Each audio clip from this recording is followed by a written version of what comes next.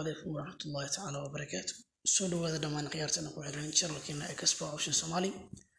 إن شاء الله حجر دونا ما داموا إن مدابنا وإذا كمغنين أدي على إدمه وحجر دونا عشرة أنا حكي سوق لين دونا ما دام يوتيوب كنا أنت بدن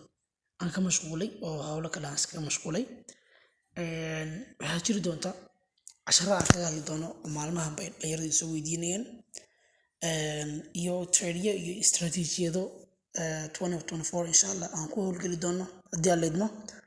oo ku saabsan package option iyo expert option maadaama aan horay aan expert option wada aan wahalay mawduuca package option oo ah isagoo suuq la mid ah expert option isku falsafadna ay yihiin dhalinyaro badan oo waxa jirtay isoo weydiin jirtay waxa loo yaqaano maxay ku kala duwan yihiin package option iyo expert option iyo IQ option maadaama kulligood ay xagga dambe option ka raacdo saad ogtihiin ba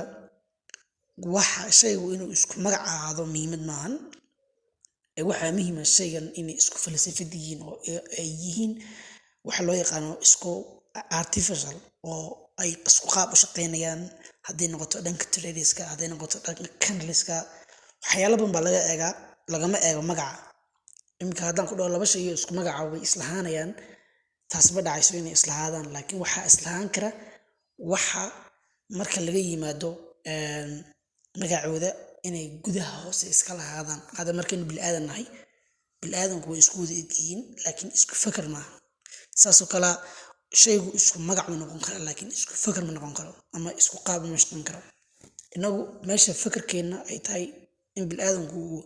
qaab dhismeedkiisu eegaya laakiin oo kala fikir yahay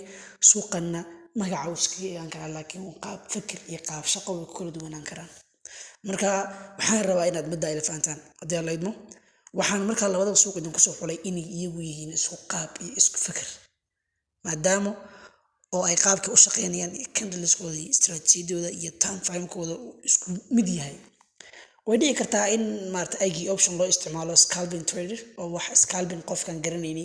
loo jiro horan ka soo hadlay scalping waa waxa 1 minute ilaa 5 minute ilaa 15 minute loo gaaro IQ option saa u shaqeeyaa laakiin IQ option ku markii scalping kiisa la eego iyo labadan application markii scalping kooda la eego isma dhawa mid saddexaad ba jirtay dhalinyarada isoo weydiinaysa oo leeyahay trading bot anigu waan eegay kolay uma arko inuu yahay suuq mustaqbal leh qof kasta dhalinyaro u baahan trading botna aan kala talin lahaa maadaama uu trading bot uu yahay suuq aan lahayn wax maarantay feature ah oo hadda kadib la isku haleyn karo ama waqti la gelin karo marka insha Allah waxaan rajeynayaa in maartay ay mawduucan inuu idin anfacay oraahdayduna inay idin dhacday labadan suuq sababta aan ku doortay inay idin sababayay sababtooda iyo tusaalahooda iyo waxoodana ay siiyay muuqaalka mar rabo in lagu dheeraado haddii alla idmo telegramka channelka haddii alla idmo waxaan soo dhigi doonaa descriptionka intii hore ku jirtay intii hadda ku cusubna way ku cusub tahay haddii alla idmo waxaan rajeynayaa inaad waxaa loo yaqaano ogeysiiskan aad soo ogaataan insha Allah waxaan rajeynayaa inaynu sida ugu dhaqsiyaha badan as soon as possible inaan u bilowno maartay casharadeenna iyo tradingkeena iyo istaraatiijiyadeena haddii alla idmo وادي السلام يا دمان خيارتك على channelkeena والسلام عليكم ورحمة الله تعالى وبركاته